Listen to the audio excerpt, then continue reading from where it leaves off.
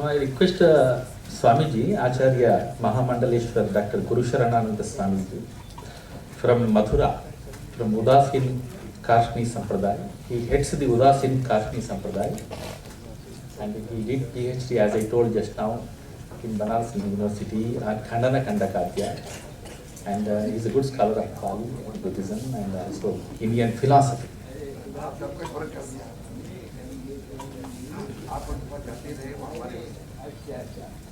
वो हमारे गुरु जी हैं और मुझे मालूम है और जिस समय हम लोग वहाँ बनाते थे उस समय आप प्रोफेसर से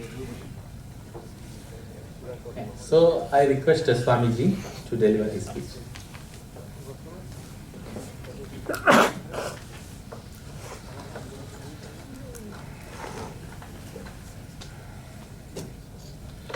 कृष्णाय वासुदेवाय हरे परमात्मने प्रणतक्लेशनाशाय श्री गोविंदाय नमो नमः।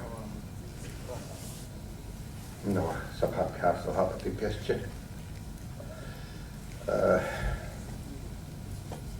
I think Professor Rao and the chair will allow me to speak in Hindi. I can very well speak in Hindi, but it will take all my energy in speaking correct English rather than the subject on which I want to express myself. So please allow me to speak in Rashtra Bhasha. But I can, yes, I can very well, any time you ask, I'll translate it in English. God has been, हमारे वृद्ध भीष्म पितामह संसारी साहब यहाँ विराजमान है और हिंदू विश्वविद्यालय में जिस समय डॉक्टरेट कर रहा था उसमें इंग्लिश में कर रहा था, तो भगवान ने हमको सामर्थ्य तो प्रदान की है, लेकिन हमको हमारे बड़ों की तरफ से स्ट्रिक्ट निर्देश मिला है कि जहाँ तक संभव हो केवल या तो देववाणी में बोलो या राष्ट्रभाषा में बोलो। इसलिए आप लोग हमारी मजबूरी के प्रति क्षमा करेंगे और जहाँ कोई असुविधा हो, आई आस्क अवर परम पूज्य Bhante that if you want I can speak in English, but he said no, it's carry on in Hindi. So thank you very much. ननिहाल में बैठ करके नाना जी से अगर ननिहाल के बारे में बताया जाए तो कोई बहुत बुद्धिमानी नहीं है। आप सब लोग पाली के विज्ञ लोग हैं और हम तो एक बाहर के विद्यार्थी की तरह से, जिसको उदाहरणों के लिए पाली पढ़नी पड़ी, तो उस तरह से जो पाली का अत्यंत सामान्य ज्ञान है उसका आश्रय लेकर प्रोफेसर समथानी जैसे भीष्म पितामह जो केवल प्रोफेसर ही नहीं रहे, जिस समय ये उठे तो वो थाईलैंड से आए हुए भिक्षुओं के साथ इनका किस प्रकार से इतना निकट का संबंध था, बौद्ध धर्म के साथ विशेष करके भिक्षुओं और संतों के साथ इनका।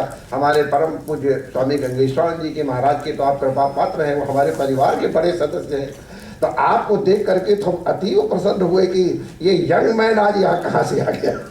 तो सबसे बड़े आप तो भगवान के कृतज्ञ हैं कि ऐसा चिरायु पुरुषार्थी प्रोफेसर आज हमारे मध्य है और वास्तव में हम सब जितने हैं आपसे अभी भी बहुत कुछ दूर सकते हैं, प्राप्त कर सकते हैं विनयपूर्वक। तो हम विशेष रूप से आपका वंदन कर रहे हैं कि आपने हमको बनारस हिंदू विश्वविद्यालय के बीते हुए क्षण स्मरण में दिला दिया। प्रोफेसर आप किसमें चाहेंगे? आप चाहेंगे क्या मैं जैसे भी सब्जेक्ट और संस्कृत और पाली में, तो क्या उसमें व्याकरण वगैरह पे कुछ बोलूँ या केवल सीधे कल्चर पे बोलूँ? जैसे आप अगर आप कहें तो संस्कृत और पाली के व्याकरण के संबंध में भी हम कुछ चर्चा करें। अच्छा, यहाँ संस्कृत के विद्वान और विदुषीगण बैठे हैं और हमको लगता है जहाँ कहीं हम सुधार की आवश्यकता होगी वो हमको सुधारेंगे ही। हमारे माननीय बनते ने भी हम लोगों को बताया कि भाषा की आवश्यकता है दूसरों को अपने विचार पहुंचाने की और दूसरों के विचारों से अपने अवगत करने की। ये भाषा जैसा कि है दो तरह की हो सकती है, एक स्पोकन लैंग्वेज या बोली हो सकती है और एक भाषा हो सकती है जिसको हम कई नियमों से व्याकरण इत्यादि के द्वारा परिशुद्ध और विचार विनिमय के हेतु नियमबद्ध एक श्रेणीबद्ध वाक्य विन्यास की विधा को हम भाषा शब्द से कहते हैं और वही जब लिखी जाने लगती है इसका रिटन लैंग्वेज। तो पाली को हम द्वितीय श्रेणी में it's a written and language and very ancient, बहुत प्राचीन लैंग्वेज है, भाषा है। संभवतः भगवान बुद्ध से पहले भी यह भाषा थी। इसका प्रयोग, जैसा कि हम एक एंशिएंट इंडियन हिस्ट्री के विद्यार्थी होने के नाते जो हमारा परिचय है, मालिक से लेके कंबोडिया तक इस भाषा में लिखे हुए प्रस्तर खंड, ताम्रपत्र, शिलालेख इत्यादि उपलब्ध हैं, जिससे हम भली भांति समझ सकते हैं कि कितने विस्तृत देश में ये भाषा फैली रही होगी। अगर ये प्रचार पत्रों का, शिलालेखों का केवल एक ही प्रयोजन होता है कि विषय को अधिक से अधिक लोगों तक पहुंचाया जाए और उसके पहुंचाने के लिए वही भाषा प्रयोग की जाती है जो वहाँ की कॉमन लिंगुआ हो, जो वहाँ की सामान्य जन की भाषा हो, इसलिए हम लोग समझ सकते हैं कि कितने विशाल क्षेत्र में ये पाली भाषा किसी समय विस्तृत थी। ये एक प्रश्न है कि पाली और मागधी एक भाषा है या नहीं। इसके विषय में दोनों ही पक्षों में हमारे पास बड़े पुष्ट प्रमाण उपलब्ध हैं कि पाली मागधी भाषा नहीं है, मागधी पाली भाषा एक है। इन दोनों के विषय में हम प्रमाण दे सकते हैं, लेकिन अभी हम उसके ऊपर वो एक पृथक ही विषय हो जाएगा। हम केवल संस्कृत भाषा, क्योंकि ये संस्कृत के विशेष अध्ययन केंद्र के अंतर्गत ये सेमिनार आयोजित है और हम उसके अति सामान्य विद्यार्थी हैं। पाली के विषय में हमारी अत्यंत श्रद्धा तो केवल एक बात से ही आप समझ सकते हैं कि भगवान शेष बुद्ध तथागत भगवान बुद्ध के वचन उस भाषा में है।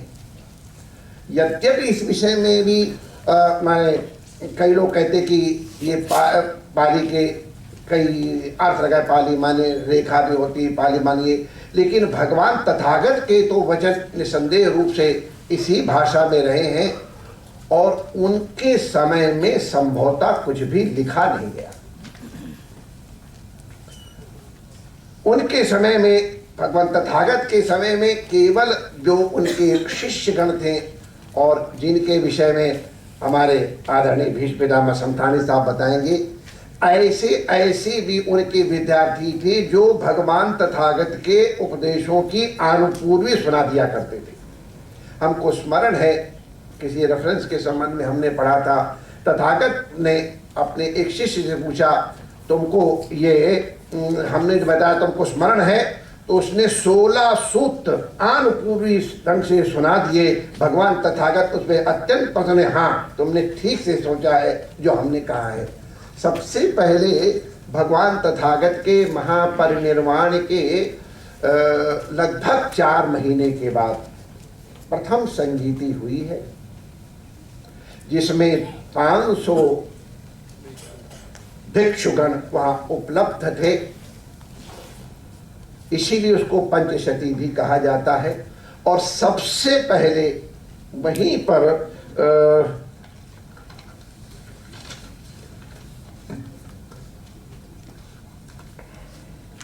महाकश्यप जी की अध्यक्षता में ये संगीति हुई थी और तथागत के शिष्य उपाली को विनय संबंधी भगवान तथागत के वचनों को संग्रह करने के लिए और स्थविर आनंद से शुद्ध संबंधी और संकलन करने के लिए कहा गया कि किस प्रकार से हम लोग अपने आचार विचार का पालन करें।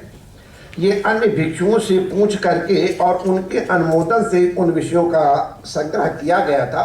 तो हमारे विचार से ये जितना भी, और वहाँ पर ही कई बार तथागत के वचनों में भेद सुनाई पड़ने लग गया था। द्वितीय और तृतीय संगीति में तो बहुत ही अधिक भेद दिखाई पड़े, जिसके कारण अंतर। तो उनके तथागत के सामने ग्रंथ रूप में कोई बुद्ध वचन उपलब्ध थे, इसमें तो संदेह है। लेकिन हाँ, इसके बाद ये प्रथम संगीति के आदेश के अनुसार ही और फिर ये संग्रह किए गए। 100 वर्ष बाद द्वितीय संगति हुई वैशाली में, जो सप्तशतिका कहलाती है। और वहाँ पर आचरण इत्यादि के रूप में विनय पिटक में विशेष करके बुद्ध घोष में बुद्ध वचनों का परिवर्तन आगे समय में जाकर के विशेषकर त्रिपिटक पंच निकाय 9 अंग और 84,000 धर्म स्कंधों में जो वर्गीकरण इत्यादि हुआ है, ये इतना विशाल साहित्य हुआ। लेकिन इसमें ये बहुत जिनका नाम हम ले करके कहना चाहेंगे, पाली में उनको कात्यायनों कहते हैं और हम लोग संस्कृत के विद्यार्थी उन्हें कात्यायन कहते हैं। और तथागत ने अपने समय में ही कात्यायन को कहा था कि तुम भविष्य में हमारे वचनों को लोग ठीक से समझ सकें और उनका कोई अलग संदर्भ न ले सके, इसके लिए तुम एक व्याकरण की रचना करो। और कात्यायन ने फिर एक बहुत दिव्य व्याकरण का ग्रंथ तैयार किया और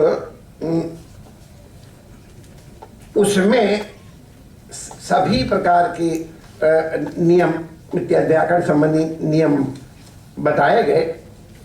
लेकिन हम यहाँ पर चर्चा करने जा रहे हैं विशेष रूप से कि कात्यायन व्याकरण और हमारा जो पाणिनि व्याकरण है, इसमें किस प्रकार की समता है और किस तरह का भेद है। तो हम सबसे पहले कहते हैं कि परिभाषा में वर्णों की संख्या 41 है और कुछ लोग 39 भी मानते हैं। जो भी स्वीकृत हो, इसमें से 8 स्वर हैं और 31 व्यंजन वर्ण हैं। आ आ ई उ ऊ ए है, आई नहीं है, ओ है, औ नहीं है, अंग अह इत्यादि विसर्ग इत्यादि पाली में नहीं। जबकि संस्कृत में री ली आई और औ का भी प्रयोग किया जाता है। शा शा शा इन तीनों ऊष्म वर्णों में केवल एक ही का प्रयोग सा का किया जाता है पाली में। 31 वर्णों जैसा आई ई उ ए आई ए ओ और काका गा गांगा तू चू टू तू पू जो हम लोग संस्कृत कहते हैं।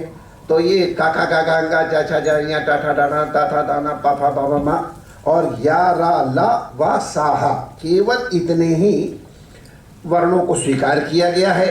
इनको कंठ से उत्पन्न होने के कारण कंठक, तालु से जिनको बोला जाता उनको तालुज, इधर कंठज तालुज ओष्ठज मूर्धज दंतज कंठ तालुज कष्ठोतज दंतोष्ठज, इस प्रकार से 8 श्रेणियों में विभक्त किया गया है।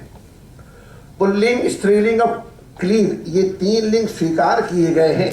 लेकिन बहुधा हम देखते हैं कि पुल्लिंग और नपुंसक लिंग में जिसको क्लीव वो कहते हैं, बहुत अधिक अंतर कई स्थल पे स्पष्ट नहीं होता है। यहाँ संस्कृत में एक वचन, द्विवचन और बहुवचन का प्रयोग है। पाली में केवल एक और बहुवचन का ही प्रयोग किया जाता है। पठमा माने प्रथमा को पठमा माने कर्ता, कम माने कर्म, करण, संप्रदान इसको संप्रदान कहेंगे, अपादान, सामी, सामी माने संबंध, ओकाशो अथवा आधारो ये अधिकरण के लिए प्रयोग किया गया है, और आलपन माने संबोधन, ये 8 कारक स्वीकार किए गए हैं। हम संस्कृत और उन दोनों की साथ साथ चर्चा इसलिए कर रहे हैं कि हम लोग उसको समझते चले जाएंगे। 2 पदार्थ हैं, उनमें एक अगर उत्कर्ष हमको बताना है तो विशेष वाले विशेषण के पीछे उसमें तर या इयो प्रत्यय लगाया जाता है। जैसे पाप के संग पाप तरो या पापियो, इस प्रकार प्रयोग कर। और अगर बहुतों के बीच में उत्कर्ष बताना होए तो तम या तमक अथवा इट्ठ जैसे प्रत्यय लगाया जाता है, जैसे पाप तमो पापिठो इत्यादि। सभी धातु में भवादि भुआदि हमारे संस्कृत में रुधादि दिवादि स्वादि क्रियादि या कियादि कहा जाता है, और संस्कृत में पाणिनि में क्रयादि कहा जाता है।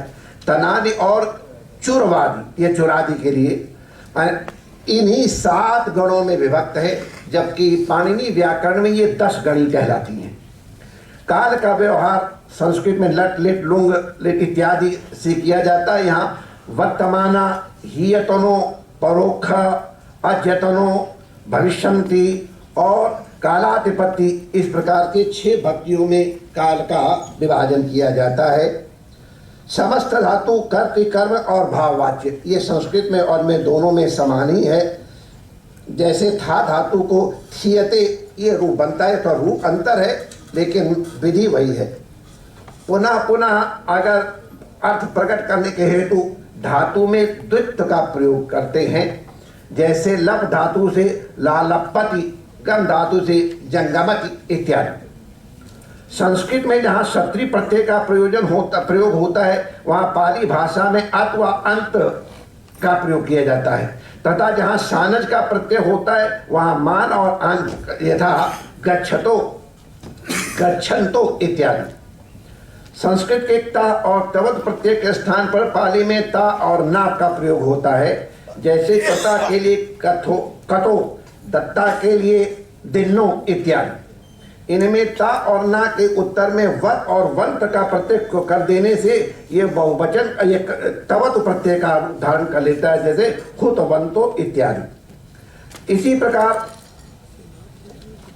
एक बहुत लंबी श्रेणी है, संकलन है, लेकिन हम केवल इतना ही थोड़े महु जानी है सयाने कि संस्कृत और पाली भाषा, और इसीलिए अगर कई लोग ये अगर स्वीकार करते कि पाली भाषा संस्कृत से ही निकली है, वो या दोनों सहोदरा भगिनी है, किसी आर्येतर भाषा से या ऋग्वेदीय भाषा से ये दोनों निकली है, तो हमें कोई आपत्ति नहीं है। कल्चर की दृष्टि से अगर इसके विषय में हमको विचार करना हो तो सबसे बड़ी बात, इस भाषा के अमरत्व के लिए एक ही हेतु अलम है कि इसमें भगवान बुद्ध देव की अमर वाणी का संग्रह है। मूल रूप में अमर वाणी भगवान बुद्ध की इस पाली में, इसलिए ये सदैव के लिए अजर और अमर भाषा है, इसमें तो कुछ कहना ही नहीं है। इसलिए इसको डेड लैंग्वेज कहना अपनी बुद्धि की डेडनेस को निर्धारित करना है। कल्चर के बारे में अगर और जैसे अभी हमारे आचार्य भंते महोदय बता रहे थे, विश्व का ऐसा कोई विषय नहीं है हमारी जानकारी में जिसके विषय में पाली ग्रंथों में मूल रूप से कुछ न कुछ उपलब्ध न हो। हम जब एंशिएंट इंडियन हिस्ट्री के विद्यार्थी रहे तो हमने आपसे बताया कि प्राचीन इतिहास के लिए तो मूल हमको केवल पाली साहित्य से ही मिले, और उसी समय हमको याद है हम लोगों को ये नए नए शब्द अभिधम्म कल्प, मंजूषी, मूलकंप, अब इस प्रकार के जब शब्द हमको सुनाए जाते थे हमारे प्रोफेसर के द्वारा, हम उसके पहले साइंस के और इंग्लिश के विद्यार्थी रहे, तो बड़ा एक कौतूहल होता परवर्ती काल में जब आकर के प्रोफेसर समथानी जैसे गुरुजनों के आश्रय में रह करके संस्कृत भाषा और ये सीखा, तब ये सब सहज लगने लगे। लेकिन हमको अब तक याद है, हम बड़े अभिधम्म कल्प, मंजूषी, मूलकंप, ये सब नाम हमको अब तक स्मरण है। तो इतिहास का तो मूल, अगर एंशिएंट हिस्ट्री के बारे में कहीं भी कुछ प्रामाणिक मूल प्राप्त होंगे तो पाली भाषा में प्राप्त होंगे। इसलिए इस इतिहास की संरक्षण के लिए हमारी जितनी जातक कथाएं हैं, उन जातक कथाओं से तत्कालीन जो सामाजिक व्यवस्था थी, जो राजनीतिक व्यवस्था थी, जो आर्थिक व्यवस्था थी, उनका बहुत ही सूक्ष्म चित्रण प्राप्त होता है। संगीत के बारे में भी, पाली छंदों के बारे में बहुत कम लोग जानते हैं। हमको किन्हीं एक संतों ने बहुत पहले दिखाया था, ये उनको पता नहीं था किस भाषा में है। हम क्योंकि पाली भाषा में संगीत के विषय में शायद प्रोफेसर समथानी जी हमको और प्रामाणिक रूप से बता सकेंगे। क्रीड़ा के विषय में, खेल के उपचार के विषय में, राजा बिंबिसार के हमारे घाव हुआ है, वैसे कोई घाव हुआ तो उसका इलाज करने के लिए भगवान तथागत ने अपने परम शिष्य को भेजा, जाओ वहां जाकर के उपचार करो जाके। तो आयुर्वेद की दृष्टि से भी इसमें महान महान ग्रंथ उपलब्ध हैं। और कुछ न हो, उस समय के जितने भी पूर्व पक्ष के रूप में 32 जो उनका प्रश्नोत्तर दिए गए हैं, अब उस समय के विचारों की जानकारी अगर ये पाली भाषा का ज्ञान नहीं है तो उसमें कौन कौन से विचार, कौन कौन से स्कूल ऑफ थॉट्स मौजूद थे, उनकी जानकारी नहीं हो सकती है। माने किसी भी दृष्टि से देखो, अगर प्राचीन ज्ञान से आपको अवगत होना तो पाली पढ़नी पड़ेगी। आप पूछ सकते हैं ये प्राचीन आप लगाए वर्तमान में क्या है। मैं यही शब्द कह करके हम अपनी वाणी को विराम भी देना चाहेंगे। भगवान बुद्ध के उपदेश, he has been a very very practical guru, very practical. कभी उन्होंने बहुत अधिक बौद्धिक जगतवाल में परिश्रम नहीं किया। आज प्रश्न के विषय में तो तथागत का मौन हो जाना ये बहुत ही प्रसिद्ध बात है। व्यर्थ की एक बहुत बड़ी समस्या का समाधान करो। तुमको बाण लगा है जहर का, ये बाण किसने मारा, किस जगह से आया, किस एंगल से मारा गया, जहर की क्वालिटी क्या है, स्पीड क्या थी, इस सब जानकारी कलेक्ट की जा सकती है। लेकिन जितनी देर ये जानकारी कलेक्ट होती थी तो ये रोगी मर जाने वाला है। इसलिए कृपा करके उन व्यर्थ प्रश्नों पर न लग करके हमको जहर लगा, तीर लगा है, हम इसका उपचार करें। वेरी वेरी प्रैक्टिकल, बहुत ही अधिक प्रैक्टिकल बात है। आज हम समस्याओं में बहुत अधिक ऊर्जा क्यों कैसे इसमें लगा देते हैं, अरे इसका उपचार कैसे होगा। तथागत ने संभवतः सर्वप्रथम इस प्रकार का एक विलक्षण आदेश दिया। बहुत अधिक कट्टरता, बहुत अधिक ढील, इसके विषय में तथागत का वचन स्वीकार करने योग्य है। वीणा के तार को ना इतना कस दो कि वो तार टूट ही जाए, ना इतना ढीला कर दो कि वो धप धप हो जाए, स्वर ही ना निकले। हम अपने जीवन शैली किस प्रकार से रखें, इसका निदर्शन भगवान तथागत ने बहुत ही बड़ी बात से कहा है। इसी प्रकार साइकोलॉजी के विषय में हमारे आदरणीय भक्ति महोदय ने हम लोगों को सिखाया, स्वप्न इत्यादि के चर्चा के विषय में। तो वर्तमान समय की समस्याओं का समाधान, ये कुछ समस्याएं ऐसी हैं जो कालातीत हैं, जो तथागत के समय थी, मध्यम काल में रही, वर्तमान में और भविष्य में भी वो समस्याएं रहेंगी।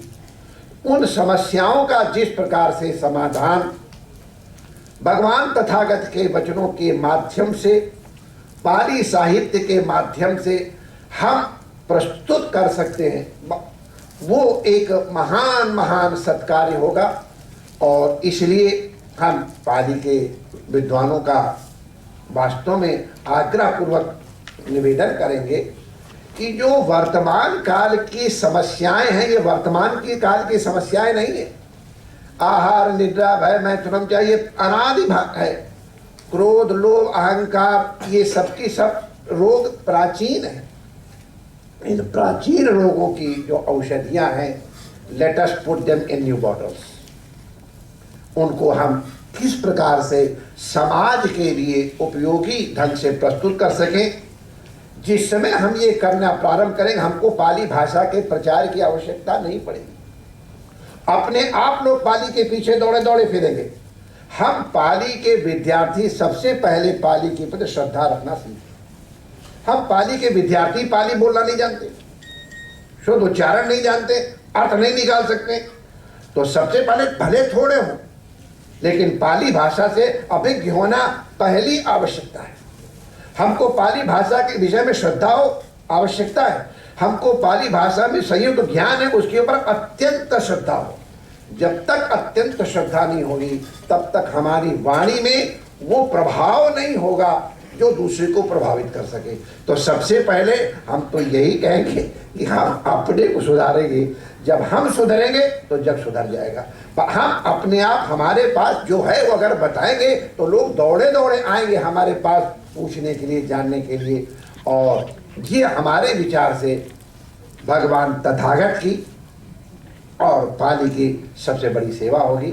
हम इन संस्थाओं के बहुत भारी उपकार को स्वीकार करते हैं जिन्होंने इस प्रकार का आयोजन किया और हमारे जैसे एक भीख मांगने वाले को यहाँ पर बुलाया। हमारे यहाँ संस्कृत में कहा यदि चेच्छस मूर्खत्वम पौरोहित्यम समाचार और बस ग्रामे दिनत्रयम, तो 3 दिन गांव में रह जाओ तो मूर्ख हो जाओगे। और मैं तो इतने वर्षों से एक जंगल में निवास कर रहा हूँ, पठन पाठन की कोई अब बहुत परंपरा नहीं रही है, इसलिए अगर हमसे कुछ अनर्गल प्रलाप हो गया हो तो मोर सुधारे सो सब भांति। आप बुद्धिमान हैं, समझ जाएंगे। इतने वर्षों से जंगल में घास खोद रहा है तो शायद इससे कुछ निकल गया हो, तो उसको सुधार करके समझ लेंगे। इन्हीं बातों के साथ हम प्रोफेसर राव साहब के बहुत कृतज्ञ हैं, जिन्होंने आज हमको प्रोफेसर समधानी साहब के और आप सब विद्वंजनों के एक साथ संवेद दर्शन करने का सौभाग्य प्रदान किया और अपने जो कुछ विचार हैं आपके सामने प्रस्तुत करने का हमें समय दिया। धन्यवाद।